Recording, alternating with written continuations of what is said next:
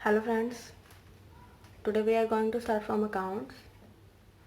Today we are reading the topic revaluation account. What is revaluation account? वैसे तो आपको name से ही clear हो रहा है, बाय नेम री एंड वैल्यूएशन। जिस चीज़ की हम अगेन वैल्यू फाइंड करते हैं, री plus value means again value. इसमें हम जो वैल्यू होते हैं उसे कैसे फाइंड करते हैं, again.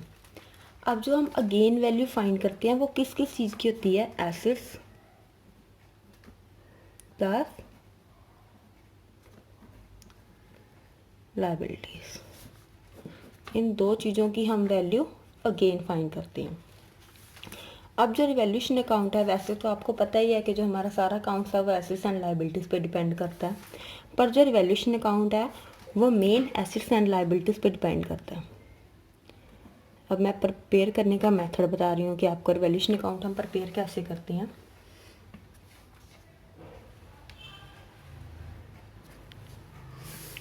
Particular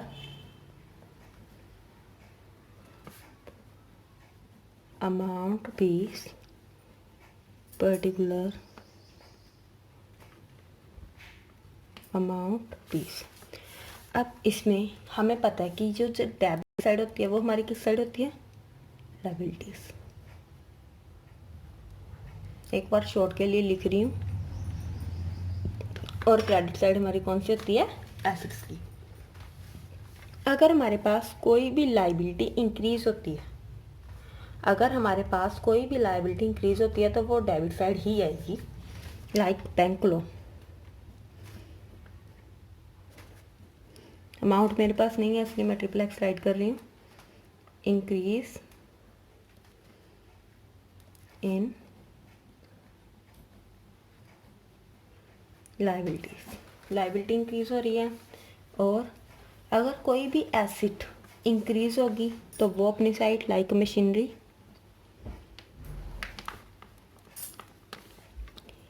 increase in assets. अगर कोई भी एसेट डिक्रीज हो रही है तो वो लायबिलिटी साइड चली जाएगी। Like plant decrease in assets. Same, अगर कोई भी लायबिलिटी डिक्रीज हो रही है तो वो एसेट साइड, क्रेडिटर्स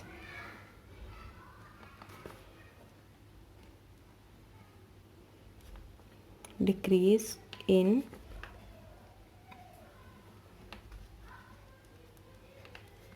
लायबिलिटीज। इस चीज़ का आपको खास ध्यान रखना है कि अगर एसेट अपनी साइड पे है, सेम लायबिलिटीज अपनी साइड पे है। अगर एसेट कोई भी इंक्रीज हो रही है तो वो अपनी साइड पे आएगी। अगर एसेट कोई भी इंक्रीज हो रही है तो वो अपनी साइड पे आएगी। अगर वो डिक्रीज हो रही है तो वो लायबिलिटी साइड पे चली जाएगी। सेम, अगर कोई भी लायबिलिटी इंक्रीज हो रही है तो वो अपनी साइड पे ही रहेगी। अगर वो डिक्रीज हो रही है तो वो एसेट साइड पे चली जाएगी। उसके अकॉर्डिंग आपको इसका एक थ्योरी क्वेश्चन भी आ जाता है, how can we prepare revaluation account. तो आप उसे भी लिख सकते हो कि रिवैल्यूएशन अकाउंट को आप कैसे प्रिपेयर करते हो। Firstly, it is a nominal account. Firm का कोई भी अकाउंट आए, वो कौन सा अकाउंट होता है, नॉमिनल अकाउंट ही होता है। कोई भी अकाउंट आए फर्म का, it is nominal account. It means revaluation of assets and liabilities।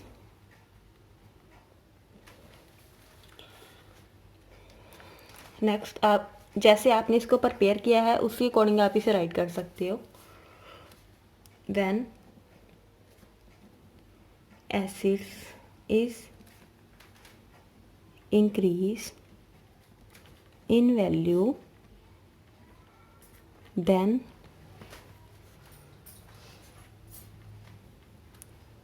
come in credit side,